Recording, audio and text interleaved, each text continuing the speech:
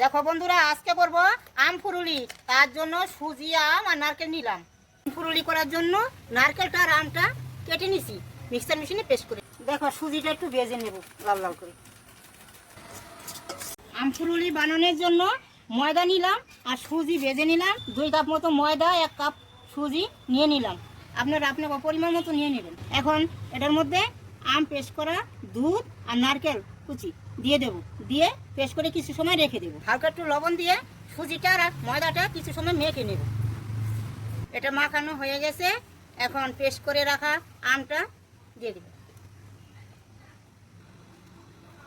এখন নারকেলটা দিয়ে দেব। এখন দুধ দিয়ে ভালো করে মাখিয়ে নেব।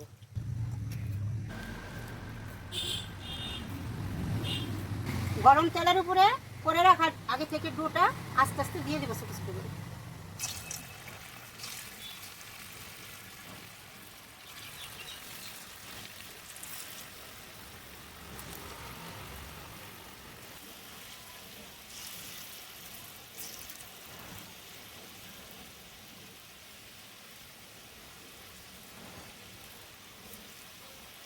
এবার এটাকে লাল লাল করে উল্টে পাল্টে ভেজে নেব।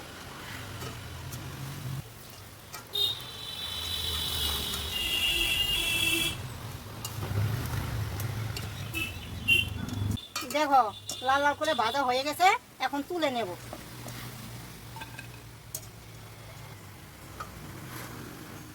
ভুড়াটা করার জন্য আমি কোনো মিষ্টি ব্যবহার করিনি, কারণ আমি সুগার ফ্রি বানিয়েছি। তোমরা যদি খেতে চাও তোমরা তোমাদের স্বাদ মতো চিনি দিয়ে নিও।